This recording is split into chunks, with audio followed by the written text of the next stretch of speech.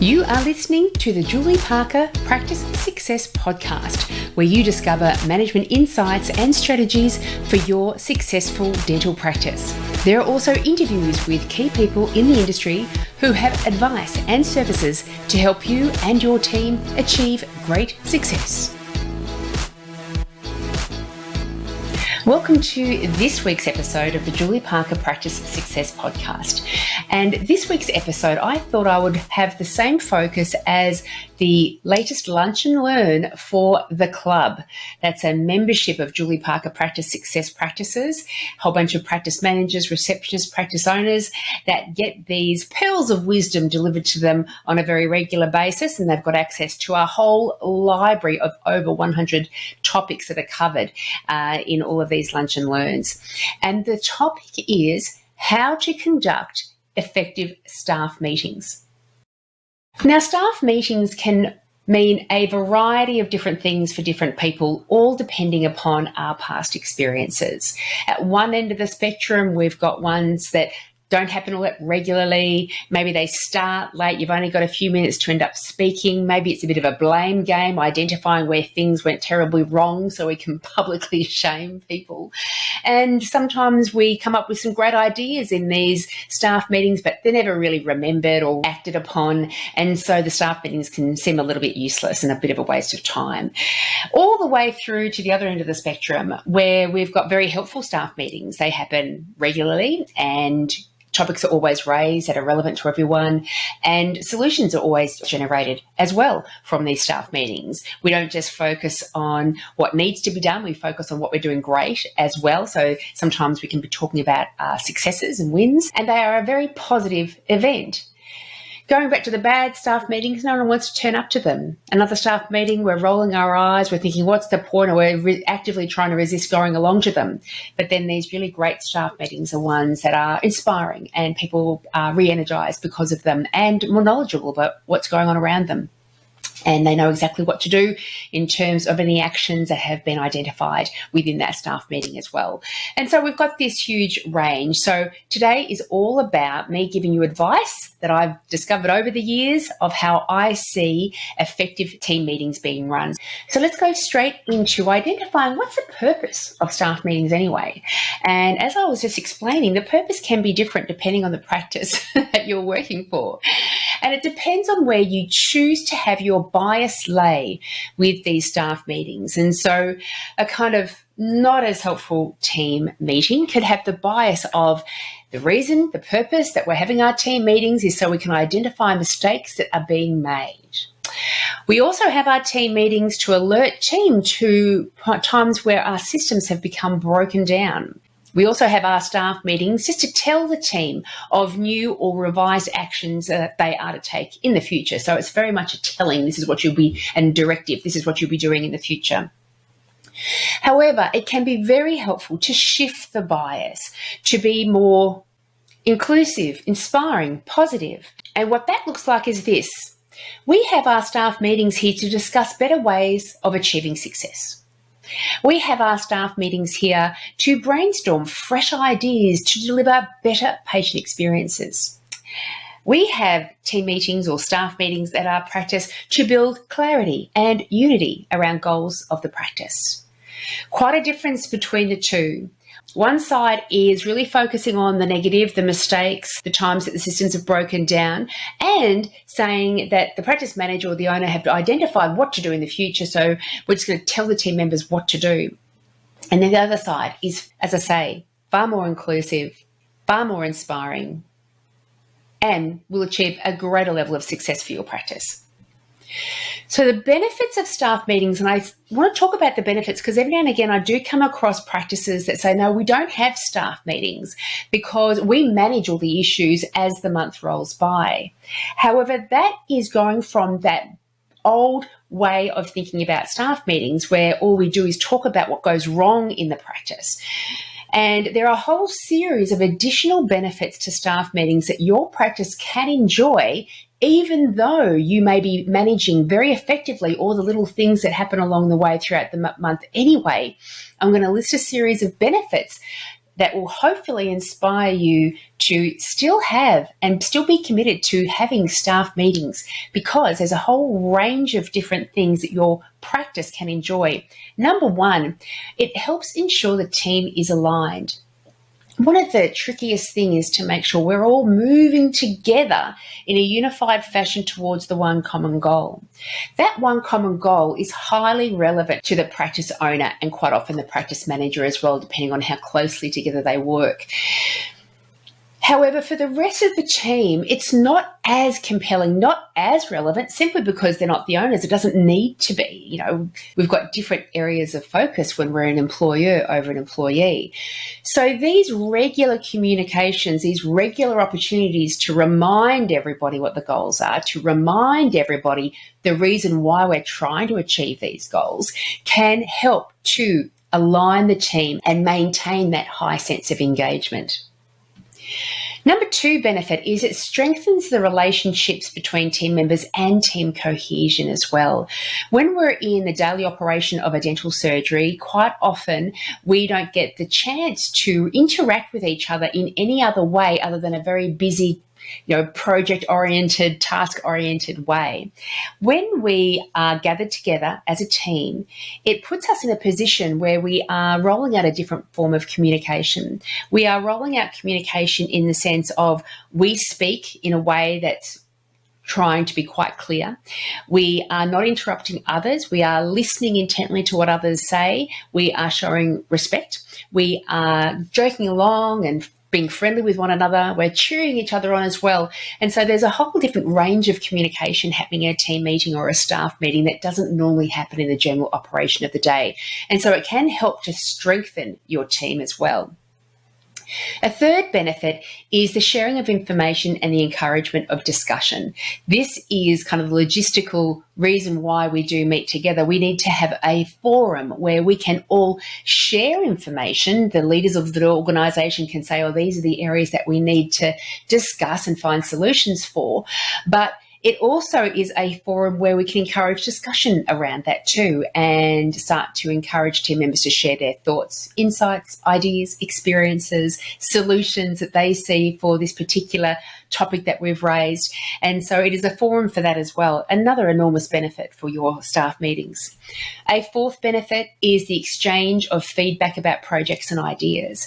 Usually, it's not simply a matter of we have this topic of discussion, we're going to come up with a system or a solution or a thing to do, and then we're going to do that thing and it's going to be so wildly successful that we're never going to have to discuss it again.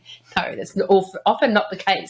Quite often what we do need to do is follow up on these kind of things that we implemented a system. Let's just pluck one out of the air. Let's say we just started doing morning huddles. Let's discuss how those morning huddles are going. Are we actually doing them? Are we gaining the value from them? The way we're managing it, do we need to manage it in any better way to achieve a higher level of success and engagement within it?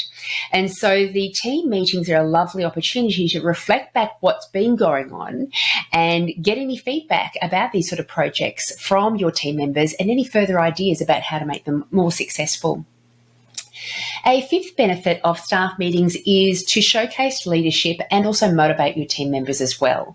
So as the practice owner, as the practice manager, as a leader of that group, number one, you have an opportunity to lead by example, to show people this is the way we engage with each other in a very helpful, constructive way within team meetings. It's also providing the leadership an opportunity to motivate all the team members around the big why that we do these changes, that we roll out these new systems, that we focus on these different areas of the practice. Remember why we're doing it. Let's motivate everybody up, get a bit inspired about the idea and move forward for the coming month with a higher level of energy and enthusiasm.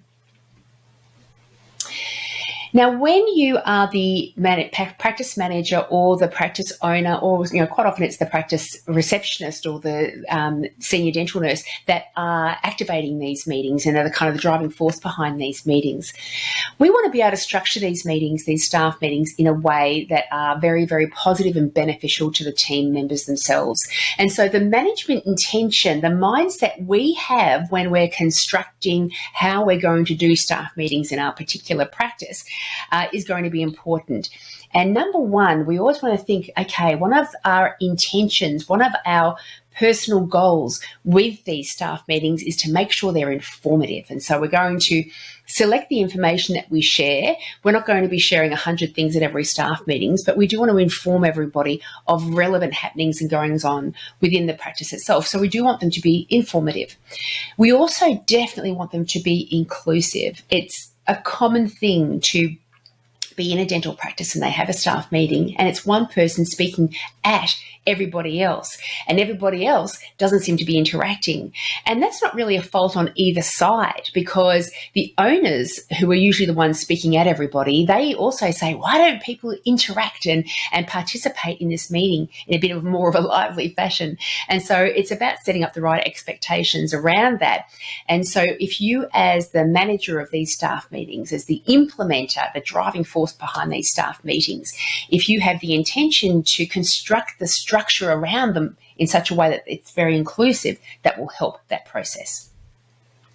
Also, respectful. That's another clear intention of these staff meetings. We want them to be respectful. Respectful communication, being quiet, letting each other speak, don't interrupt. When people come up with ideas, actually acknowledging them as very good ideas, and even though you personally may not see any value in them. So we do want them to be respectful. If there are any points of disagreement, that those disagreements are being aired still in a respectful fashion. We also want our intention behind these staff meetings that they are solutions focused. Quite often team meetings or staff meetings can fall into the trap of being problems focused. Let's spend most of our time speaking about the problem and who's to blame and where it went down, rather than this was the issue, this was the result of the way we managed it, and we want to get a different result. So let's focus more heavily, spend more time, more energy actually on the solution. And finally, we want to make sure that one of the intentions behind these team meetings is that they are empowering. We don't want people to leave these team meetings having recognised a whole bunch of issues and solutions, but I don't know how to roll out these solutions. I'm not quite sure if I'm the one that's supposed to be doing it. I don't feel confident enough to do it anyway. I'm not going to raise any issues at these team meetings because I don't really feel like I've got a voice here. We want everyone to be encouraging of each other, empowering each other to speak up, be frank, share their ideas, but also feel empowered with the information they require, the support they require to roll out any of these new ideas and changes that you decide upon within the team meeting as well. So we want them to be empowering places where we are looking at the people around us and questioning, what does this person need to feel empowered to move out of this meeting and do everything that we have identified as needing to be done within the team meeting itself. And finally, build excitement. We want to build the energy around rolling out these new things. If someone was told you just have to do something new, we're going to do morning huddles now. And so the morning huddle, it just means you have to turn up to work 15 minutes earlier.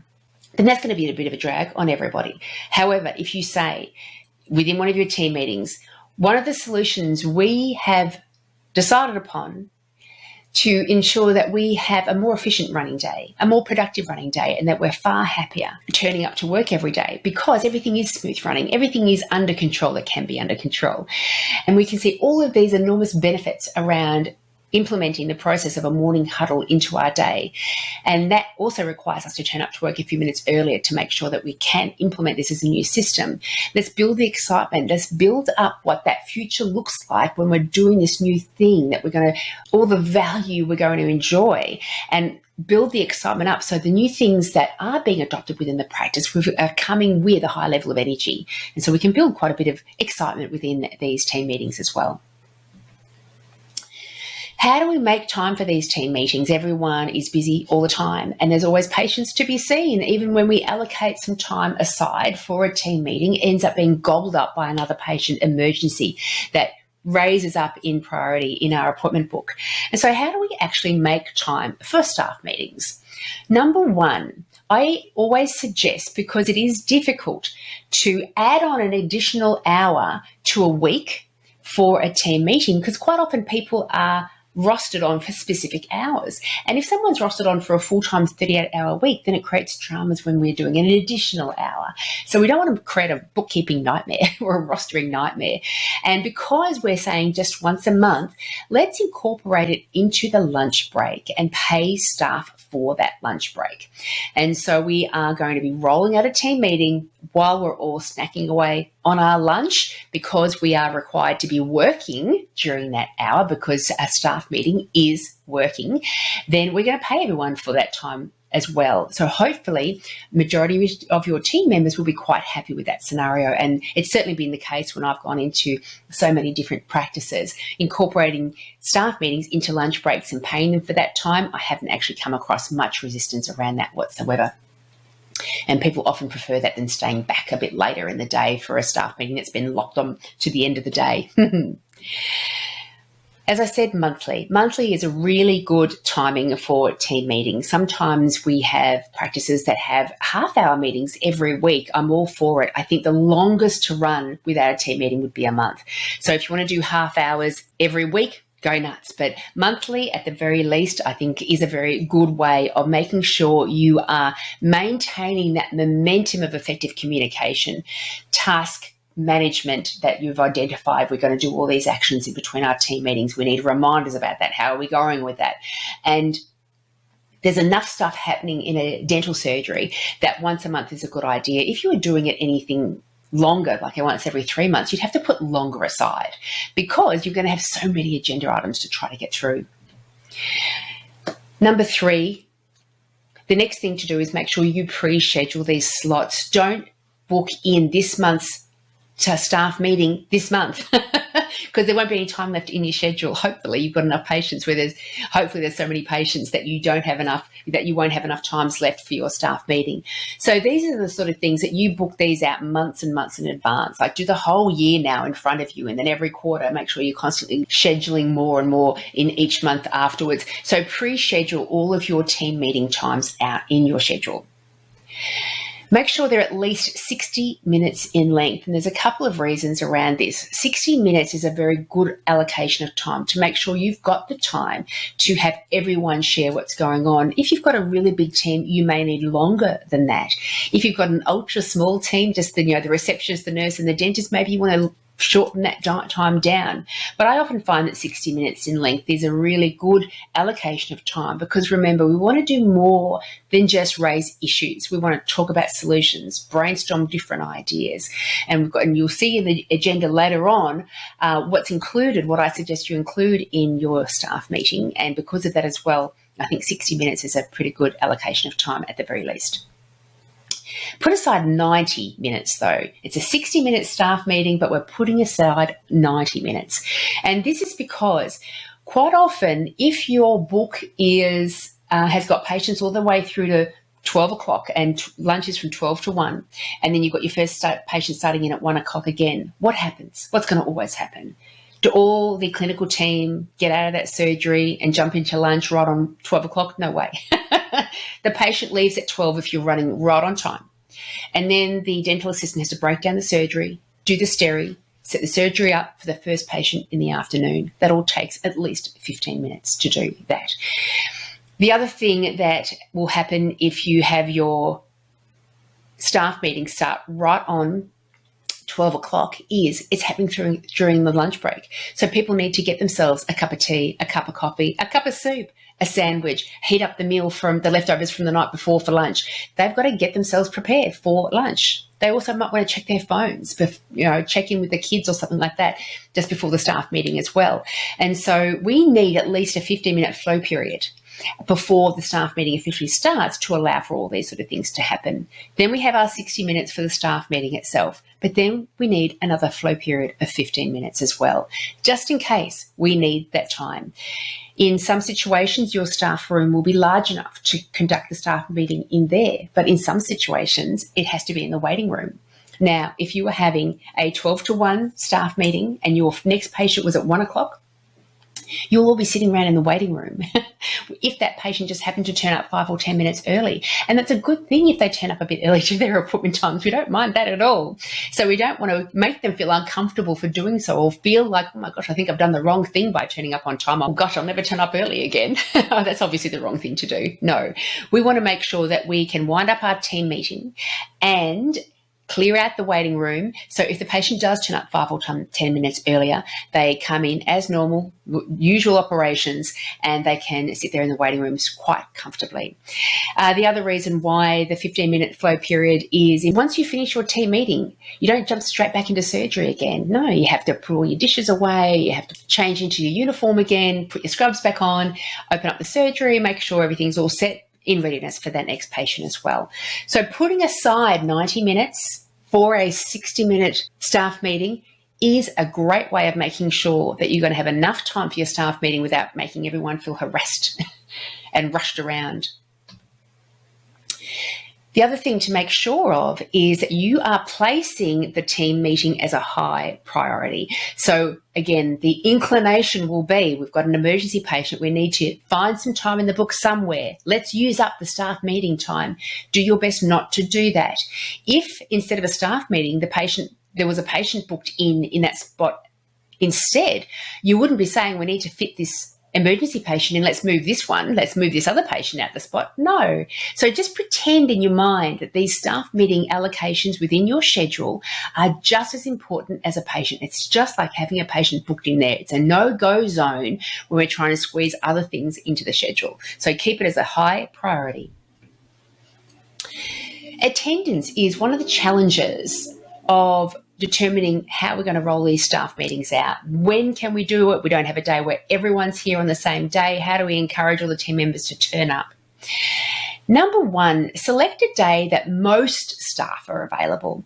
There are always going to be team members that can't turn up to your staff meetings. Just embrace that as a fact of life. One of the things that really alleviated a lot of stress off my plate when I was running staff meetings was just taking my hook out of the result that it's only successful if everyone turns up. It's impossible. We're talking about human beings with all these different things going on in the world. And so stop thinking that we need everyone turning up to every staff meeting. We just want most of the people turning up to these staff meetings, and we will help communicate the messages discussed in the staff meetings in other ways. And so select the day that most staff are available and be happy with that. Provide the ability to attend virtually. And so put the word out. You don't have to turn up to the team meetings virtually. If you do, you'll be paid for the time. But please dial in on Zoom. We'll have our laptop or our iPad, or if someone will hold up their iPhone for you to be able to attend virtually. So you can participate live in the team meeting if you choose to. The third thing you can do in terms of attendance is alternate the days between each month if that's beneficial. If some team members are saying, gosh, I've got things I'd like to raise too, even though I'm only in once a week, I've got things I'd like to raise as well, but I'm never there for these team meetings. If you're finding that there is a demand from other team members who are normally absent because they're not normally rostered in on that day of the team meeting, that they would like to participate, then alternate it.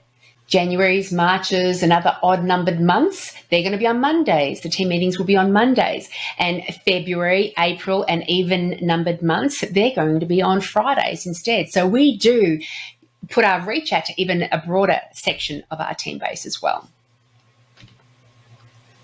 Also, consider recording the meeting. It's so easy nowadays with our iPhones. You could record it as an audio file, you could videotape it, you could make it a Zoom meeting where others can virtually attend, but record it within Zoom and then send out the recording link after the fact. So consider recording the meeting so then people who aren't able to be there live actually get to hear the live discussion, the live interaction. That will also be beneficial for them to understand that these are how our meetings run. This is how lively and wonderful they are. They might then want to dial in next time. And so that's how we manage the attendance side of staff meetings. The next thing is, how do we prepare for a really good staff meeting? And number one, identify as a group, how staff are going to raise agenda items. There are so many different ways you can do that. You can put it on the whiteboard in the staff room, next meeting to discuss, and everyone can add in whatever they'd like in that way.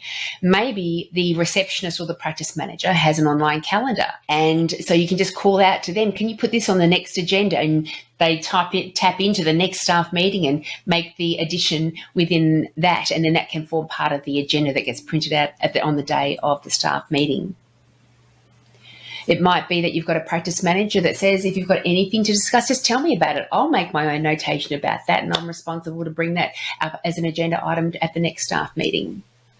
You could also encourage the nursing staff, their clinical staff, to have a little pad in their surgery. So as little things are raised, they're making a notation down on it, and they bring that little notepad with them to the staff meeting, and it can be raised kind of more organically when we're asking for feedback around the group.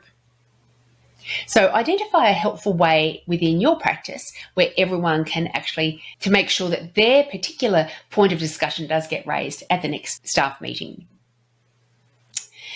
Another point to do prior to the meeting in preparation for this staff meeting is the preparation of the agenda.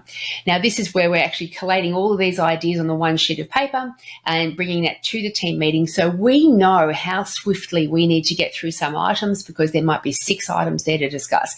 If there's only a couple, then we know in the running of the meeting that we can spend more time discussing each point because there's not as many points to cover.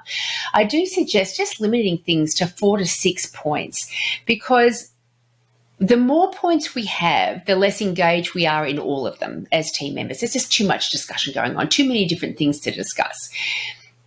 And quite often, if you've got 20 points that are coming up for each of the team meetings, have a think about, do these actually need to be all discussed in a team meeting, or are some of these items more one-on-one? I just need to mention that to the receptionist, and so that I'll just do that. Make sure that the team meeting agenda items are relevant to the team. We don't want people kind of disengaging because none of these points are really relevant to me ever. And if you had 20 items as well that were relevant to everyone, you need a longer team meeting. You won't have enough time to spend on each of those agenda items to get really great results, when you also want to collaborate with everybody in the team to be able to get to those really great results. And so try to limit it to 4 to 6 items. Of course, the highest priority 4 to 6 items get preference. Another point to prepare for the next staff meeting is send reminders to staff. It can prompt them to go, oh, that's right, there was something I wanted to raise at the next staff meeting. So just give reminders out, especially if you are requiring them to bring their own lunch for the day, because we won't have the opportunity to go out and get our lunch because we're eating as we're working through this staff meeting. Or if you're catering for the staff meeting, remember you don't need to bring lunch tomorrow because we've got our staff meeting going on. And so always send reminders to staff too, so they can prepare in whatever way they need to for the staff meeting. And here we go, the catered lunch I just mentioned before. This is another point to prepare for. If your practice, in acknowledgement that your team members are going to be working through their lunch break, want to make sure that you cater the lunch for them as a bit of a thank you, then make sure you're doing it in a way that makes sense. For example, a catered lunch which requires a lot of picking off the plate will be distracting. They'll be more engaged in selecting what next thing to eat rather than engaging in what the discussion is. If it needs to be kept hot, that's a difficult logistical thing to make sure that when does the food get delivered? Come on, everyone, the food's getting cold again. Hot food's quite often yummier than the cold stuff. And so we're more focused on the food rather than actually getting the conversation going within the staff meeting. So make it something easy to eat, easy to plan for. Something like Subway is a really great idea. You don't have to plan for it until the day of. You give them a ring for how many people, how many vegetarians, for example, and then someone races out and grabs it and brings it back. I think sometimes they even deliver them as well. And they are easy to eat and they're yummy as well. And so I love the catered lunch idea, but I also love it when it's not overcomplicating the process. In preparation as well for your staff meetings, make sure that someone is bringing along the copy of the last team meeting minutes. because within that, there's going to be the to-do list that we identified. We're going to make sure that this action gets done and pop that on the to-do list, and this person's going to call that person. We've got a to-do list from the last team meeting, and we want to have that followed up on in this coming staff meeting. So make sure someone's bringing the minutes with them from the last team meeting. So the management of the staff meeting itself. Number one, start on time. Even if everyone hasn't gathered yet, get people into the routine and the thought process of, oh, these meetings are going to be starting right on time. And even though not everyone's going to be there right on time in the first, second, third meeting, soon they'll see this is what happens here. We are starting on time, so I've got to get there earlier now. And so do start on time, because what happens if we say we're going to be starting our meeting at 12? We've given everyone the 15-minute flow time to prepare for that, to close their surgery down, open it up, and all the things that we need to do, get our lunch organised. And everyone turns up right on time at 12, and then we're still waiting for others, and so we don't start the meeting yet. And then it's 5 past, and everyone's chit-chatting. Yeah, fantastic. And then not everyone's still there. And so it's 10 past 12, and we're still not there. And everyone's like, come on, everyone, come on. It's 10 past 12 now. Come on, everybody, gather. And that is the habit of the staff meetings. What's going to happen when those people who are normally there right on time, right on 12 o'clock, what if they think, oh, I've got to ring somebody? Oh, well, the team meeting never starts on time. I'm going to quickly ring them now. And now that person's one of the ones that is dilly-dallying before getting there to the staff meeting. No, so every time while you're getting into the routine of a very constructive staff meeting, make sure that when you say it's 12 o'clock, you're starting at 12 o'clock, even if you're sitting there by yourself, because it's going to start this routine, this slow, progressive awareness that these meetings start on time. And the second important thing is finish on time. Don't allow them to drag out longer, and then please don't ever be late for your first patient for the afternoon. It's a terrible thing to be a patient waiting in the room for an appointment time. Your time is valuable, just like theirs is. You can hear them all chattering, but they're not seeing you on time. It's a terrible thing. So even if you haven't got through all of your agenda items, even if you're tapping into a really crucial discussion, put a pin in it and agree to meet later on in the day or through the week. Make sure you're seeing your first patient on time. And you also want to be finishing on time too, because your team members need time to get back into their scrubs again and get themselves organised for the afternoon session. The third point around staff meeting management is to appoint a scribe to take the minutes. And so always have somebody either tapping away on an iPad or a laptop, or writing physical notes down, or even recording a voice audio file of it so they can type up the minutes later on. But appoint somebody to make all of the important notations, the important actions are being identified and added to the to-do list, etc., by the scribe. And that scribe, that can be a different person for each of the team meetings as well, making sure that you're getting that deeper level of engagement from all of your team members. So you're allocating different people each time to be the scribe.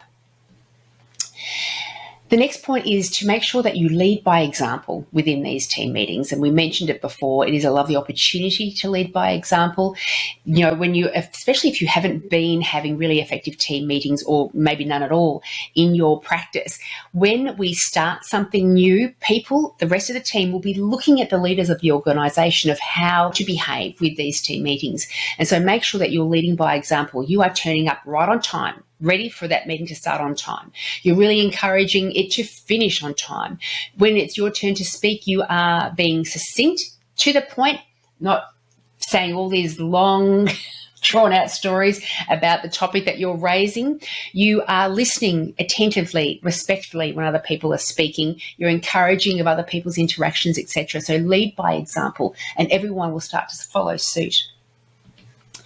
The next point with the staff meeting management is to consider sharing the role of moderator, or the one that kind of facilitates, the main person that's running the meeting. Don't just allocate it to one person. You can if you wish, but I think it's a missed opportunity to build further skills, new skills in all of your other team members. And so do consider sharing that role of moderator around. Again, they're watching the leaders on how they do it. They're slowly being trained into how to moderate an effective meeting.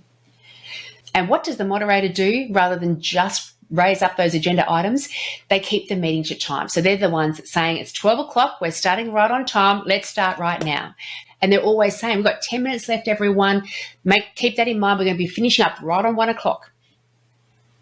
They also keep the discussions on point. If they do find one team member rambling along with these big, long stories about their topic, just remind them respectfully, okay, let's just bring it back to the topic itself. We don't have an enormous amount of time. So they're keeping discussion on point. And what can also happen is that people start to bounce off different ideas and different discussions and different contributions, but we're straying way off the point here. So bringing everyone back to point, and that we're not devoting onerous amounts of times for each point. The next one is to ensure that everyone has a voice. So the moderator is looking around, making sure that everyone is contributing. If they're not, they're trying to encourage that contribution for that person. Sally, did you have any ideas around this particular idea, for example? Or Sally, did you have any agenda items that aren't on the list that you would like to raise today? And of course, they move through the agenda items themselves, and they can get agreement from the rest of the team. If you've got 10 agenda items, then you can discuss as a group. We're not discussing any of these points here. I'm just raising them so we know which ones to discuss first, second, third, fourth, fifth, because we may not get through this whole list today. And what the moderator can do around the agenda items as well is we've identified the 6 top priority agenda items that we're going to discuss today, but we've only got 10 minutes left. We're only at agenda item number 4. Is everyone happy that we leave this current discussion, move to the next agenda item, or should we push those other 2 to the next meeting and we'll stick on this very important agenda item number 4? And so that's what the moderator does too. So they're always making sure that things are running to time and adjusting the content within that staff meeting as you go. So the agenda itself, what order do we say things? What do we cover? Number 1, the first thing to cover off is the previous meeting minutes to-do list or action list, the things that you identified at the last team meeting that needed to be done. Go through that list. Get feedback from the people that were delegated with rolling these actions out. Have they done them? If they have partially done them, where are we at with those things? If they haven't done them, let's get a new due date to get that done and build up that level of importance over that thing again. Are there any barriers to getting these things done? And so that's the very first thing to do in your team meeting, is to make sure you're covering off quickly the to-do list from last time. The second thing to do, because it does tend to bring about an optimistic, inspiring feeling to the meeting, it sets the tone quite possibly, is to call out any wins, achievements and positive acknowledgements of the people around you. Sometimes people may say, oh yeah, we've been asking for Google reviews and I've asked for a couple and they actually ended up on our Google review list. How exciting is that? That's great. Or we've been wanting to get the morning huddle rolled out. It's been rolled out. It's been an absolute winner. We're all enjoying it. So good on us for actually getting that new system implemented so successfully. And in terms of acknowledgements, you may be having a process at your practice where you've got an acknowledgement jar where if you see a team member doing something particularly fabulous, you're writing it down on a note, popping it in the jar, and that jar gets brought out at this point in this monthly staff meeting. Maybe someone has had a recent experience of seeing a staff member manage a particularly challenging situation particularly well. You go, I want to call out this person because they're a winner. So call out wins, achievements and acknowledgements as the next point of your team meeting, because it really does set an effective, successful tone for the meeting. Number 3 item on your agenda is to then move through the agenda items, adding particular action tasks to the to-do list. So you've got your rolling to-do list that may still have a couple of items from last month, but you've got your new items for this month being added to it. And remember, the scribe needs to be doing that. And so move through the agenda items and modify the to-do list is the 3rd item on the agenda. The 4th item is to gain clarity around that to-do list and agreement around that to-do list. And so move through each of those items, making sure everyone understands that the task is on the to-do list and who's doing that task and what their due date is around it, and getting clarity around what it means to roll out that task. And so you're making sure that the to-do list is going to be rolled out as effectively as possible. And so gain that clarity around the to-do list as the fourth point on your agenda. The fifth point is decide or announce the date of the next staff meeting. We want them to be scheduled far off into the distance. And so hopefully it's just announcing this is our next staff meeting date. So if you've got to-do items to be done by the next staff meeting, you've got your due date. Some due dates will be far shorter than that, but make sure that everyone is aware of when the next staff meeting is happening. The next area I want to cover is relaying information to non-attenders, the people that couldn't actually turn up to the meeting. How we're going to make sure they get to hear about what's going on in these staff meetings. Quite often what can happen is that the minutes will be typed up and then emailed out to everybody. And then nobody reads the minutes and everyone's frustrated. Why isn't anybody reading the minutes? People's management of their emails are wildly different. I look at my email every 10 minutes. And because it's so much a part of my work, I action items within those emails quickly and swiftly. However, there are other people who don't manage email in that way at all. They don't need to. They may only look at their email once a week or once a month, and they may miss things because there's a whole bunch of spammy, newslettery, subscriber emails within it all. So they end up missing out on seeing a minutes of the last staff meeting come through their inbox. And then if they do tap into it, there's no sense of urgency to read through those minutes now. So if they don't have the time in that moment to read through those minutes, then they will delay it in their head to another day, but then never quite get back to it. So recognize this as normal human behavior and work with that. And so don't rely on a system that's proven itself to be ineffective when you're trying to get team members to read through staff meeting minutes. This is another way around it. Number one, I've found this to be enormously successful. A lot of practices now have a WhatsApp group for their particular practice where all the team members are involved in the WhatsApp group.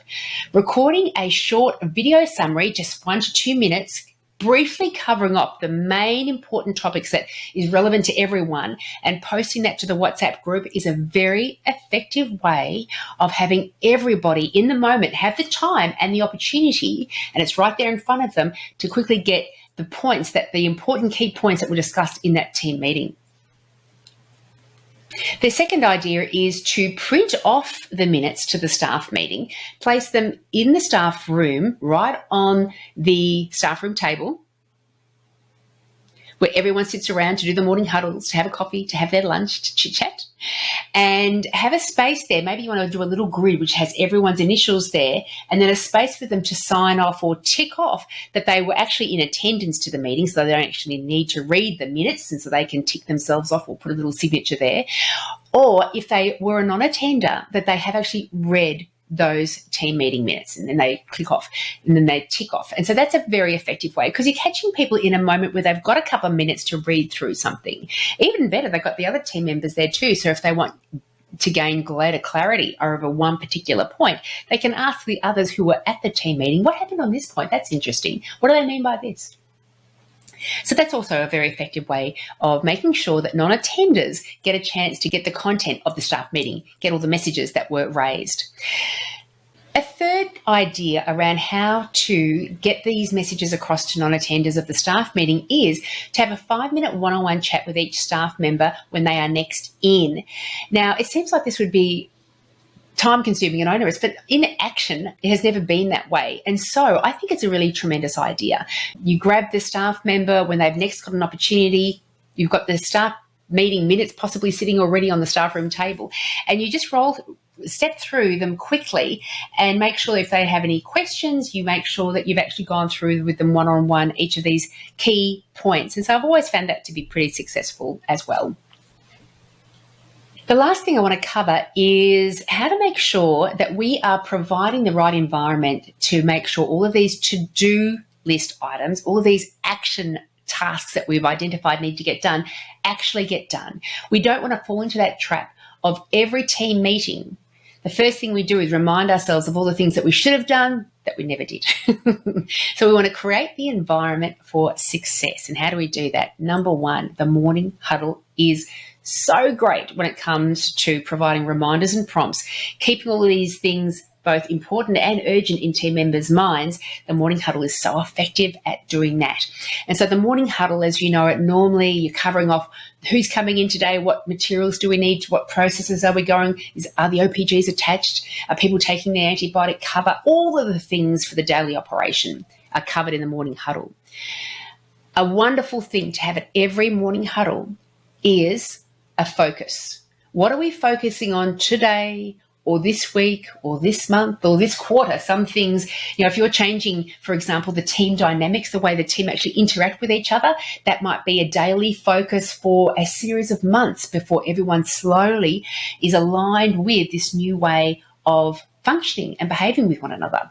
However, if it's something small, like remember we're asking for Google reviews, that might be something that you are just going to be doing for 2 weeks. It's a daily focus for 2 weeks.